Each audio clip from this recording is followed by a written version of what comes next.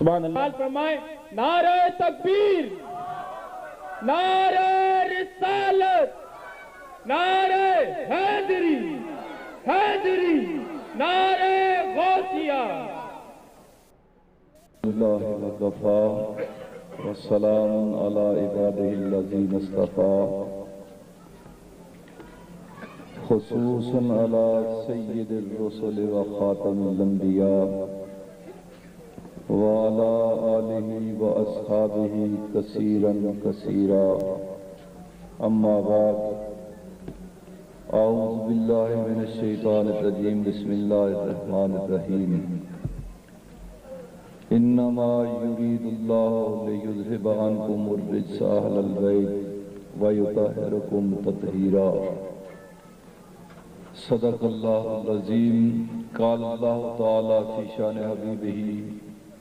ان اللہ وملائکتہ یصلون علی النبی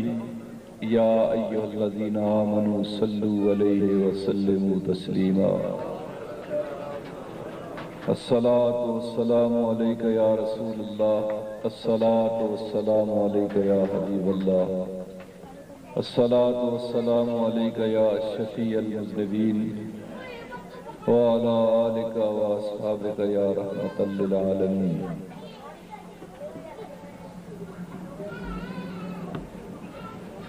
اللہ پاک کی بے پناہ حمد و ثنا، نبی کریم رؤوف الرحیم علیہ الصلوۃ والسلام کی بارگاہ میں ہدیہ درود و سلام،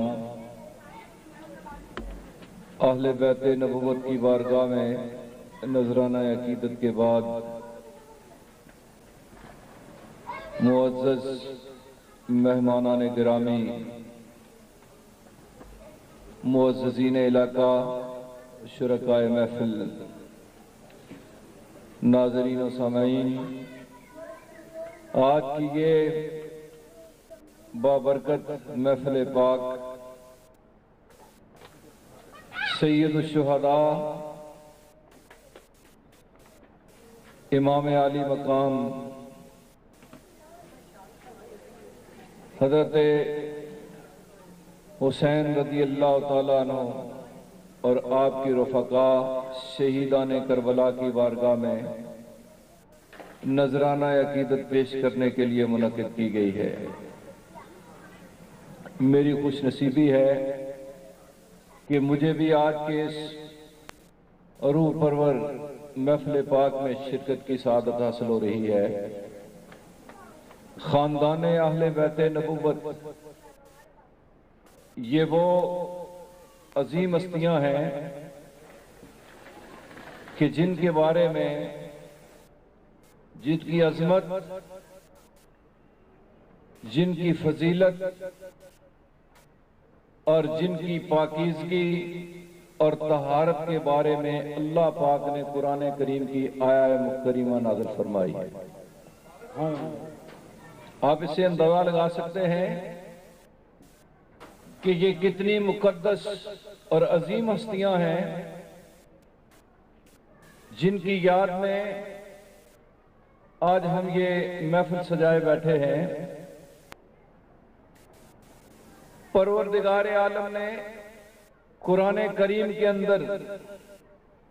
اہل بیت نبوت کی پاکیزگی اور طہارت کے بارے میں ارشاد فرمایا،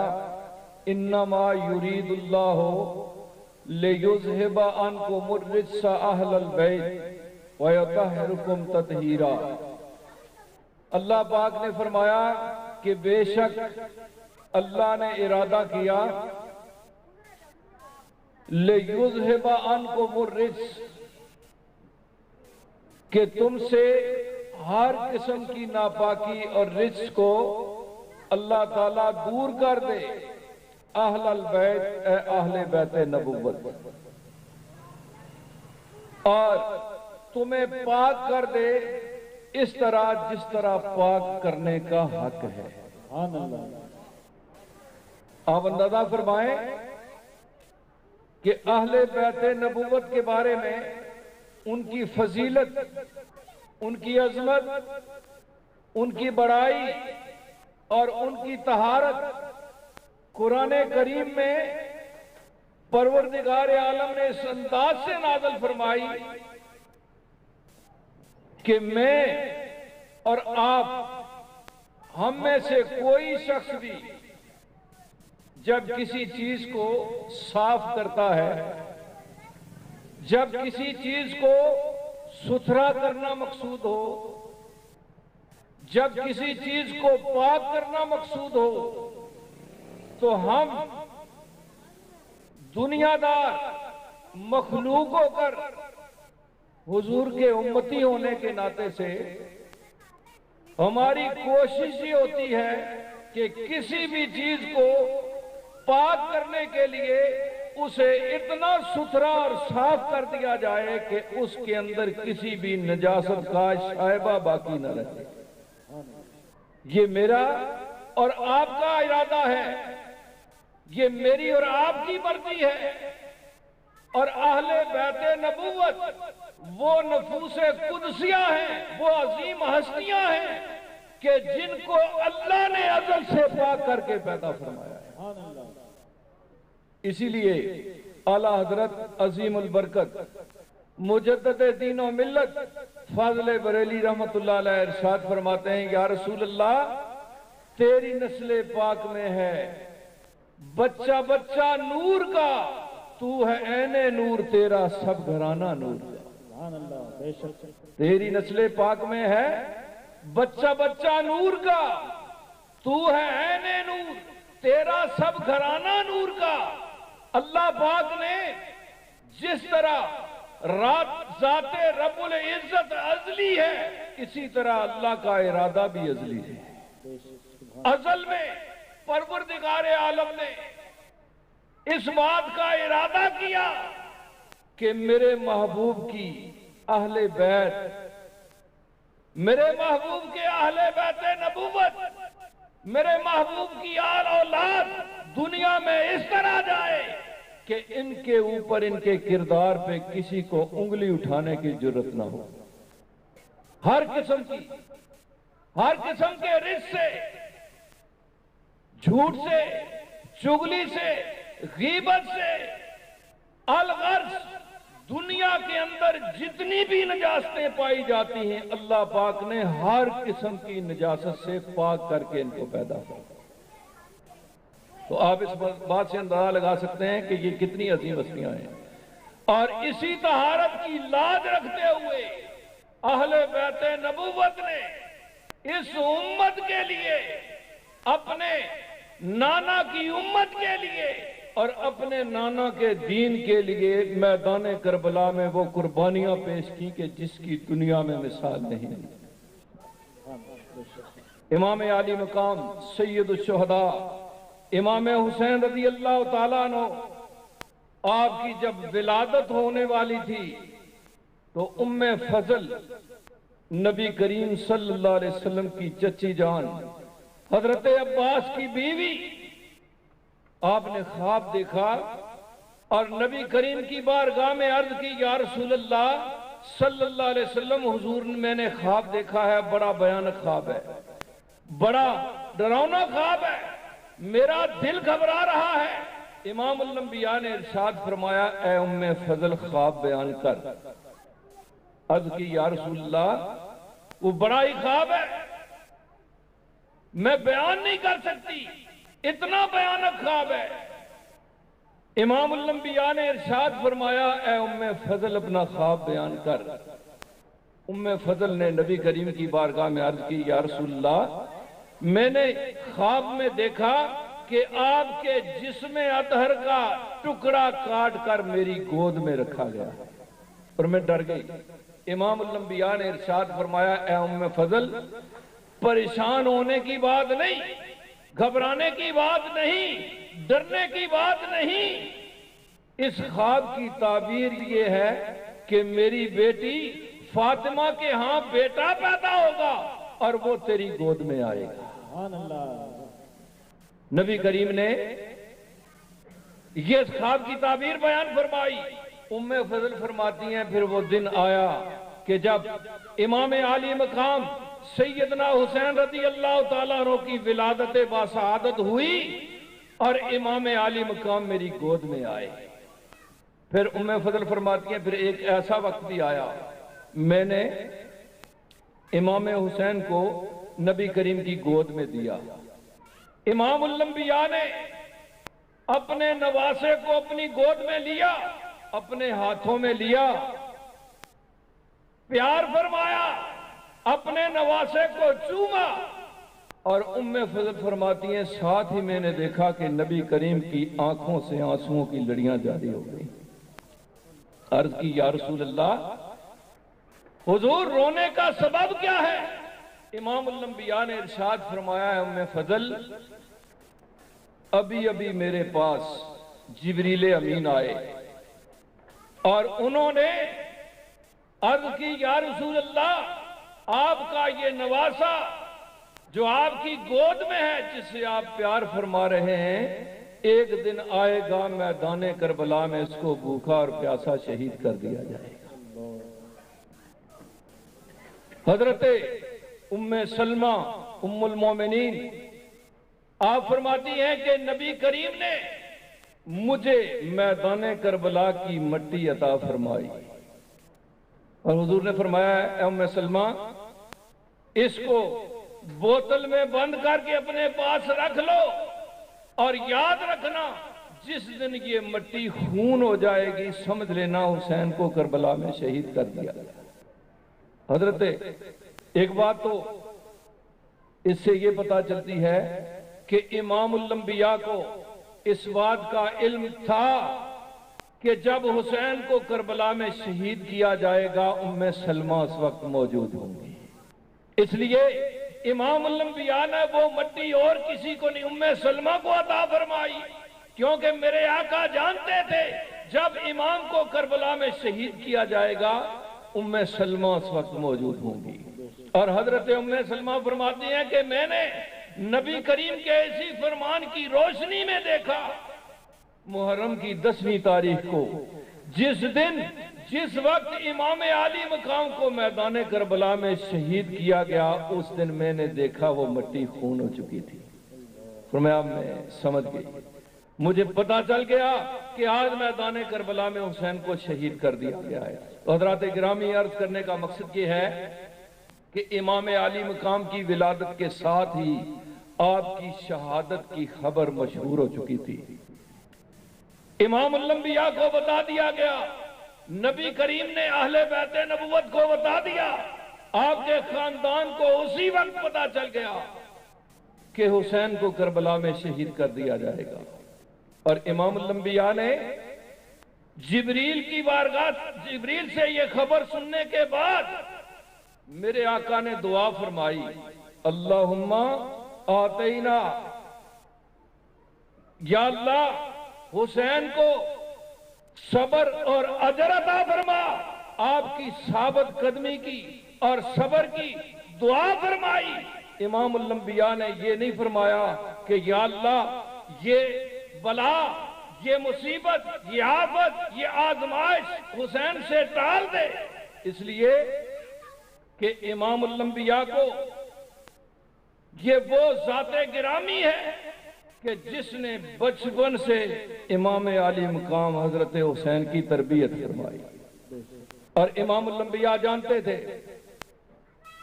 کیونکہ اس کائنات کے اندر علم اور تربیت کے لحاظ سے امام الانبیاء سے بڑی اور کوئی ہستی نہیں، جس کی تعلیم اور تربیت امام الانبیاء نے فرمائی ہو، خاتون جنت نے جس کو پالا ہو اور جس کی تربیت میں مولا علی کی کاوشیں شامل ہوں، میرے آقا جانتے تھے کہ وہ حسین جتنا بڑا بھی امتحان کربلا میں ہوگا حسین اس میں کامیاب ہوگا، ناکام نہیں ہوگا۔ اس لیے امام الانبیاء نے امام عالی مقام کے لیے صبر کی اور اجر کی دعا فرمائی۔ حضرات محترم پھر وہ وقت آیا کہ امام الانبیاء نبی کریم صلی اللہ علیہ وسلم کی اس دعا کا نتیجہ میدان کربلا میں سامنے آیا۔ یہ رجب کی ابتدائی تاریخ تھی جب امام حسین مدینہ پاک سے مکہ پاک کی طرف کربلا کے سفر کا آغاز فرمایا۔ سب سے پہلا امتحان امام حسین کا مدینے سے مکے کی طرف جانا تھا، اس لیے کہ مدینہ پاک کی وہ سرزمین، مدینہ پاک کی وہ بستی، مدینہ پاک کا وہ شہر کہ جہاں امام الانبیاء کا گنبد خضرا ہے، وہ امام الانبیاء کا روضہ انور، نبی کریم کا وہ در اقدس کہ جس کے بارے میں اللہ پاک نے قرآن کریم کے اندر ارشاد فرمایا وَلَوْ أَنَّهُمْ إِذْ ظَلَمُوا أَنفُسَهُمْ جَاءُوكَ کہ اے محبوب آپ کے یہ امتی اگر ان سے کوئی غلطی کوئی گناہ سرزد ہو جائے پھر تیری بارگاہ میں آ جائے، جاؤکا، اور جب تیری بارگاہ میں آ کر فاستغفر اللہ، اللہ سے معافی مانگے، واستغفر لهم الرسول، اور اے حبیب پھر تو بھی ان کی سفارش کر دے، لوجد اللہ توابا رحیما، پھر میں ان کی توبہ ضرور کو قبول کروں گا اور ان کی ساری زندگی کے گناہ معاف کر دوں گا۔ یہ اتنی بڑی خوشخبری ہے قرآن کریم کے اندر اس امت کے لیے۔ گناہ تو بندوں سے سرزد ہوتے ہیں، غلطیاں انسان سے سرزد ہوتی ہیں، بندے معافی بھی مانگتے ہیں، پروردگار عالم کی ذات معاف کرنے والی ہے، لیکن نبی کریم کی بارگاہ میں جا کر معافی مانگنا اور دنیا کے کسی اور کونے میں بیٹھ کر معافی مانگنے میں فرق کیا ہے؟ فرق یہ ہے کہ اللہ پاک کی ذات بے نیاز ہے، اللہ الصمد، فرمایا میں بے نیاز ہوں، تم معافی مانگتے رہو ساری زندگی، میری مرضی ہے تمہاری معافی قبول کروں یا نہ کروں، لیکن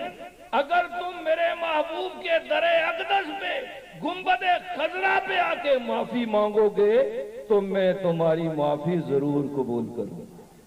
یہ فرق ہے نبی کریم کے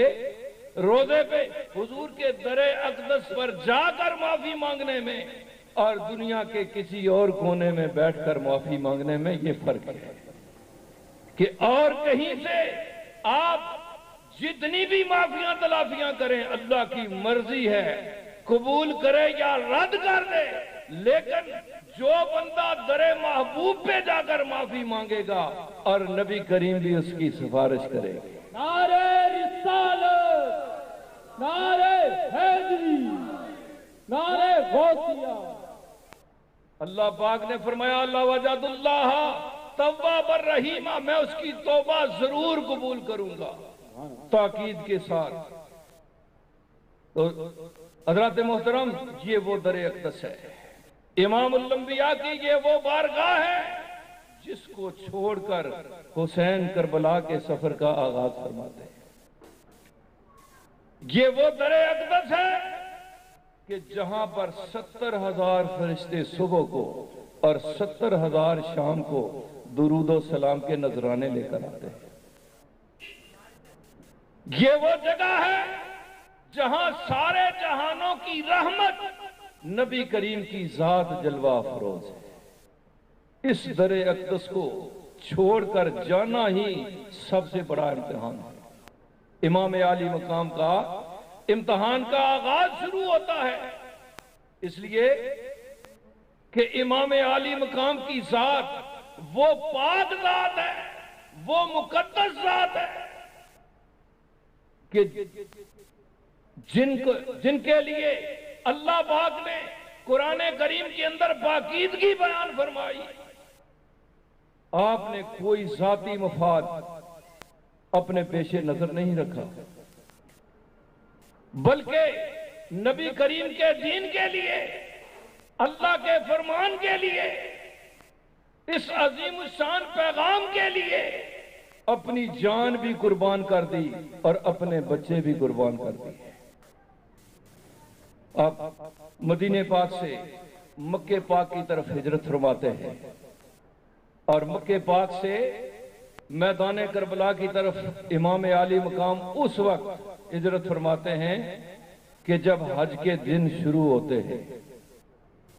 جب حج کے ذی الحج کی 3 تاریخ کو لوگ دنیا کے کونے کونے سے اہل ایمان نبی کریم کے امتی خانہ کعبے کا طواف کرنے کے لیے، اللہ کے گھر کی زیارت کے لیے، بیت اللہ کے حج کے لیے، کہ جس کو دیکھنا ہی عبادت ہے۔ بیت اللہ شریف اللہ کا وہ گھر کہ جس کی زیارت کرنا، جس کو دیکھنا ہی عبادت ہے، اور جس کا طواف کرنے سے بندہ اس طرح پاک اور صاف ہو جاتا ہے جس طرح نومولود بچہ۔ جب بچہ دنیا میں آتا ہے، پیدا ہوتا ہے، تو گناہوں سے پاک اور صاف ہوتا ہے، معصوم ہوتا ہے، اس کے ذمہ کوئی گناہ نہیں ہوتا۔ اسی طرح حاجی، حج کرنے والا جب کعبے کا طواف کرتا ہے، اللہ تعالیٰ کی رحمتوں، انوار و تجلیات کی برسات میں جب آتا ہے تو اس طرح پاک اور صاف ہو جاتا ہے جیسے نومولود بچہ۔ اور حرم کی وہ سرزمین، وہ مقدس اور وہ عظیم سرزمین کہ جہاں پر ایک نیکی کا ثواب 1,00,000 گنا ہے۔ آپ حرم کی سرزمین میں ایک نماز پڑھیں تو 1,00,000 نمازوں کا ثواب ملے گا، اور وہ بھی حج کے دن۔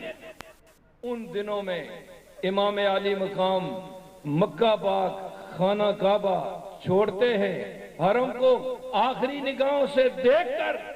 میدان کربلا کی طرف ہجرت کرتے ہیں۔ یہ دوسرا امتحان تھا امام عالی مقام کا۔ یہاں سے بھی کامیابی سے ہمکنار ہوتے ہوئے امام عالی مقام میدان کربلا میں پہنچتے ہیں، اور میدان کربلا میں برابر یزیدی لشکر کی طرف سے برابر امام عالی مقام سے بیعت کا مطالبہ ہوتا ہے، اور میرے امام انکار فرماتے ہیں، اس لیے کہ امام عالی مقام سیدنا حسین رضی اللہ تعالیٰ عنہ کے پیش نظر جو مقصد تھا، جو کام تھا، جو کاج، جو مشن تھا، وہ یہ تھا کہ آج اگر حسین یزید کی بیعت کر لیتے ہیں تو قیامت تک آنے والے ہر فاسق و فاجر کی بیعت جائز ہو جاتی ہے۔ اگر امام علی مقام یزید کی بیعت کر لیتے، نہ آپ کو شہید کیا جاتا، نہ آپ کو بھوکا اور پیاسا رکھا جاتا، نہ آپ کے خلاف تیر و تلوار چلائے جاتے، نہ آپ کو میدان کربلا میں شہید کیا جاتا، بلکہ آپ کو انعام و اکرام عطا کیے جاتے۔ آپ کی عزت و عظمت اس وقت ظاہری دنیا داری طور پہ کی جاتی، لیکن امام عالی مقام نے اس ساری عظمت کو ٹھوکر مارتے ہوئے نبی کریم کے اس مشن کے لیے جو امام الانبیاء اس کائنات میں لے کر آئے تھے، اس فاسق و فاجر کی بیعت سے انکار فرما دیا۔ محرم کی 10ویں تاریخ آ گئی، یزیدی لشکر کی طرف سے برابر بیعت کا مطالبہ ہوتا رہا، میرے امام انکار فرماتے رہے۔ آخر وہ وقت آیا، محرم کی 10ویں تاریخ کو جب سارے حربے استعمال کر چکے، اعلان جنگ کر دیا ان نفوس قدسیہ کے خلاف جو چند جانوں پہ، جو چند نفوس پہ قافلہ مشتمل تھا، جس میں پاک دامن بیبیاں بھی تھیں، معصوم بچے بھی تھے، بیمار عابد بھی تھے، ان کے خلاف اعلان جنگ کر دیا۔ میرے امام نے محرم کی 10ویں تاریخ کو آخری خطبہ دیا، یزیدی لشکر کو مخاطب کر کے ارشاد فرمایا کہ میں تمہارے ساتھ جنگ کرنے کے لیے نہیں آیا۔ اور یہ حسینیوں کی روایت ہے، جو حسینی ہوتے ہیں ان کی یہ روایت ہوتی ہے، وہ کبھی بھی کسی کے اوپر حملہ نہیں کرتے۔ یاد رکھو، یہ حسین کی سنت ہے اور حسینیوں کی روایت ہے۔ امام عالی مقام نے ارشاد فرمایا کہ اگر تمہیں میرا آنا پسند نہیں تو میں یہاں سے واپس چلا جاتا ہوں، اور تم جانتے ہو کہ میں کون ہوں، میں کس کا لخت جگر ہوں اور کس کا نور نظر ہوں۔ امام عالی مقام نے جب اپنا تعارف کرایا تو تاریخ یہ بتاتی ہے کہ یزیدی لشکر میں سے اکثریت ایسے لوگوں کی تھی جن کی آنکھوں سے آنسو جاری ہو گئے، کیونکہ وہ جانتے تھے، انہیں پتا تھا کہ امام عالی مقام حق پر ہے اور یزید کی طرف سے زیادتی ہو رہی ہے۔ لیکن یاد رکھو، انسان کا اندر، انسان کا سینہ، انسان کا من، انسان کا دل اگر نور سے خالی ہو تو اس میں فسق و فجور آ ہی جاتا ہے، اس میں فسق و فجور آ ہی جاتا ہے۔ یزید نے اس کے لشکر میں جتنے لوگ شامل تھے ان میں کچھ لوگوں کو مال و دولت کا لالچ دیا گیا، کچھ لوگوں کو دنیا کے عہدوں کا لالچ دیا گیا،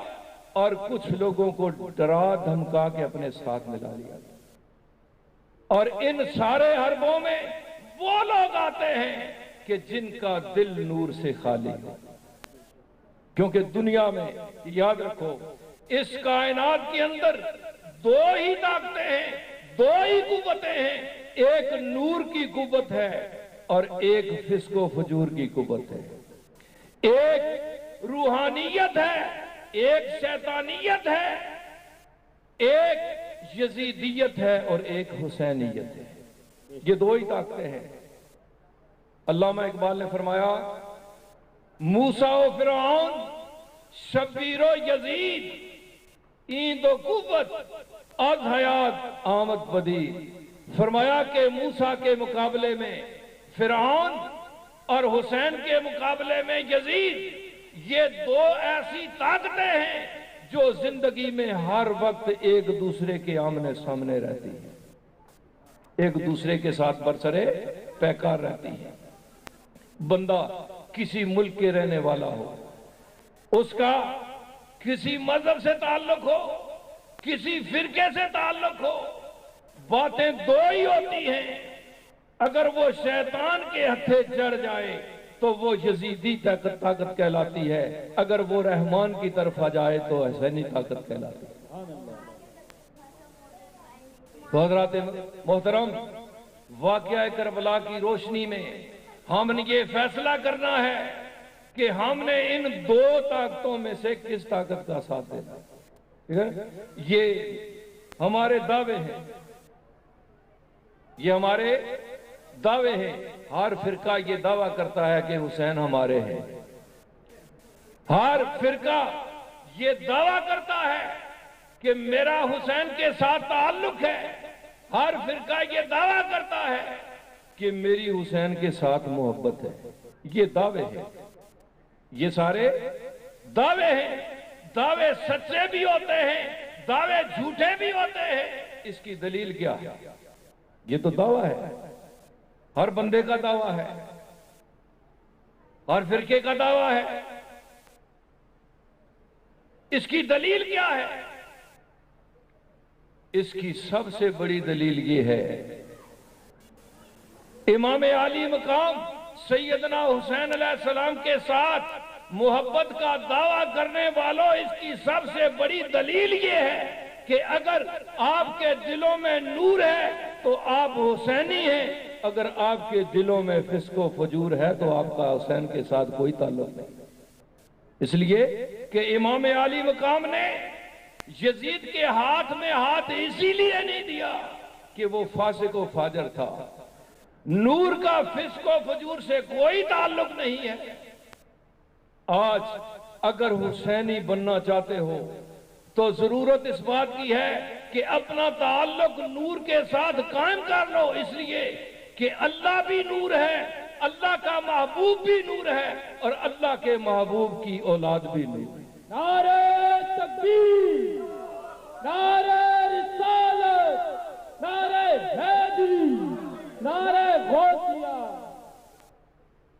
واقعہ کربلا رونما ہوا، یہ بتانا مقصود تھا لوگوں کو کہ لوگوں نورانیت کیا ہے اور شیطانیت کیا ہے، ان کا فرق کرنے کے لیے، وگرنہ اہل بیت نبوت کے لیے یہ کوئی اتنا بڑا مسئلہ نہیں تھا۔ حجاج بن یوسف کے دور میں جب امام زین العابدین کو قید کیا گیا، آپ کے ہاتھوں میں ہتھکڑیاں پہنائی گئیں، پاؤں میں بیڑیاں پہنائی گئیں،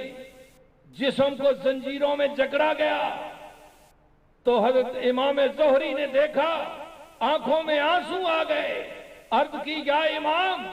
میرا دل یہ چاہتا ہے،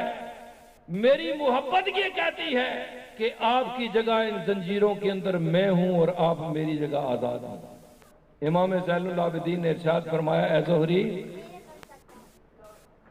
یہ ہمارے لیے کوئی اتنی بڑی بات نہیں ہے، یہ بیڑیاں، یہ ہتھکڑیاں، یہ زنجیریں، ان کو اگر میں چاہوں تو ایک لمحے میں ختم کر سکتا ہوں، لیکن ہم نے قیامت تک آنے والی امت کے لیے ایک مثال قائم کرنی ہے کہ حسینیت کیا ہے اور یزیدیت کیا ہے، لوگوں کو یہ بتانا ہے، یہ مثال قائم کرنی ہے۔ یہ بات کہہ کر امام زین العابدین نے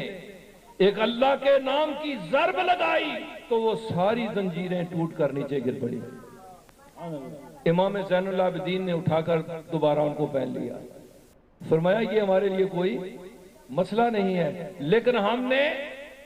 یہ فرق کر کے بتانا ہے لوگوں کو کہ حسینیت کیا ہے اور یزیدیت کیا ہے۔ اگر دل میں نور ہوتا تو حسین کو پہچان لیتے، پتہ چل جاتا کہ یہ کون سی ذات ہے اور یہ کتنی عظیم ذات ہے، کیونکہ دلوں میں نور نہیں تھا، فسق و فجور تھا۔ حضرات گرامی، جب نور سے تعلق کٹ جائے،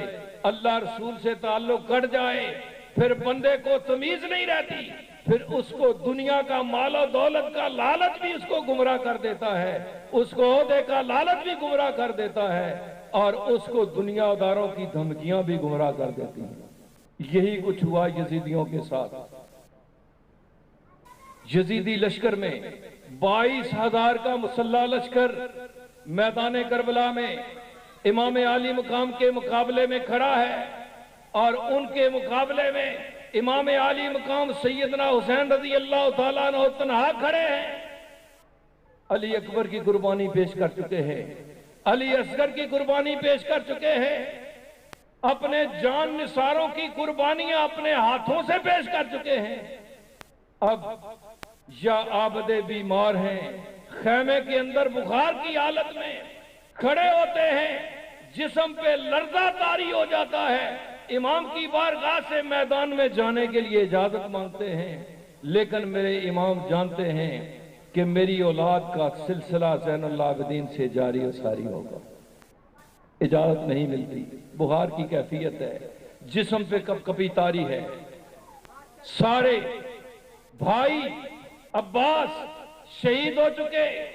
بھانجے اور بھتیجے شہید ہو چکے، اور میدان کربلا کے اس ریگزار میں تپتے ہوئے صحرا میں سورج اپنی پوری تمازت پہ ہے، زمین سے آگ نکل رہی ہے، ایسے عالم میں میرا امام تنے تنہا میدان کربلا میں کھڑا ہے۔ جب ساری حجتیں تمام ہو چکی، میرے امام نے میدان میں جانے کا ارادہ کیا تو کوفی لشکر میں سے کوئی ایک بندہ ایسا بھی نہ تھا جس کو ہمت ہوتی امام کے مقابلے میں آنے کی۔ پھر لڑتے لڑتے، جنگ کرتے کرتے امام عالی مقام کا جسم مبارک، جسم نازنین زخمی ہو چکا ہے، اور آپ کا لباس پھٹ چکا ہے۔ میدان کربلا میں میرا امام اس انداز سے کھڑا ہے کہ دیکھنے والے نے دیکھا اور ارشاد فرمایا کہ یہ کون سی ہستی کھڑی ہے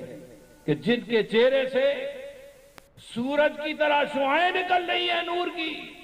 یہ نورانی ہستی کون سی ہے؟ فرمایا کہ یہ حسین ابن علی ہے، یہ امام الانبیاء کا نواسہ ہے۔ حضرات گرامی، یہ حسین کی ہمت ہے۔ اگر کوئی دنیا دار ہوتا، حسین کی جگہ کوئی اور آدمی ہوتا، اگر پہاڑ بھی ہوتا تو وہ بھی اپنی جگہ سے ہٹ چکا ہوتا۔ آپ اندازہ فرمائیں کہ جس کے آنکھوں کے سامنے بچوں کی لاشیں پڑی ہوں، جس کی نگاہوں کے سامنے بھتیجے خاک و خون میں لوٹتے ہوں، اور وہ پھر بھی عزم و ہمت پہ ڈٹا ہوا کھڑا ہو، یہ حسین کی ہمت ہے۔ حسین ہی ہو سکتا ہے، کوئی دنیا کا اور آدمی نہیں ہو سکتا۔ امام الانبیاء نے ارشاد فرمایا کہ میرا حسن اور حسین یہ دو ایسے نواسے ہیں جو جنتی جوانوں کے سردار ہیں، جنتی جوانوں کے سردار ہیں۔ امام الانبیاء نے ارشاد فرمایا کہ جس نے میرے ان شہزادوں کے ساتھ بغض کیا اس نے میرے ساتھ بغض کیا، جس نے ان کے ساتھ محبت کی اس نے میرے ساتھ محبت کی۔ اس لیے کہ حضور نے فرمایا الحسین منی وانا من الحسین، فرمایا کہ حسین مجھ سے ہے، میں حسین سے ہوں۔ اس کا مطلب یہ ہے کہ جس نے حسین کو تکلیف دی اس نے امام الانبیاء کو تکلیف دی، اور جس نے حسین کو رلایا اس نے نبی کریم کو رلایا۔ اور اللہ پاک نے فرمایا جس نے میرے محبوب کو تکلیف دی اس نے مجھے تکلیف دی۔ حضرات محترم، آج اس آقا حسین کی یاد میں آپ محفل سجائے بیٹھے ہیں، ان کا تذکرہ کر رہے ہیں، اس لیے میرا ایمان ہے کہ ان ہستیوں کا ذکر خیر کرنا بھی عبادت سے کم نہیں ہے۔ ان ہستیوں کا ذکر خیر کرنا بھی، آپ ایمانداری سے بتاؤ کہ جب نماز کے اندر اللہ کی عبادت میں کھڑے ہوتے ہو، کعبے کی طرف منہ کر کے اتحیات میں بیٹھتے ہو، اور درود و سلام کے نذرانے جب پیش کرتے ہو، اللہم صلی علی محمد وعلی آل محمد، یہ کس کا تذکرہ ہے؟ یہ کس کا ذکر خیر ہے؟ جب آپ آل محمد کا تذکرہ نماز کے اندر کرتے ہیں تو اللہ کی عبادت مکمل ہوتی ہے، اللہ کی عبادت مکمل ہوتی ہے۔ پروردگار عالم کی بارگاہ میں، اللہ کی راہ میں اہل بیت نبوت نے عظیم قربانیاں پیش کی، اور اللہ کی یہ سنت ہے، اللہ کا یہ فیصلہ ہے، فاذکرونی اذکرکم، فرمایا تم مجھے یاد رکھو میں تمہیں یاد رکھوں گا۔ حسین نے میدان کربلا میں اللہ کو یاد رکھا، اور اللہ نے حسین کا ذکر نماز کے اندر داخل کر دیا۔ فرمایا میرے محبوب کی امت، تمہاری نماز اس وقت مکمل ہوگی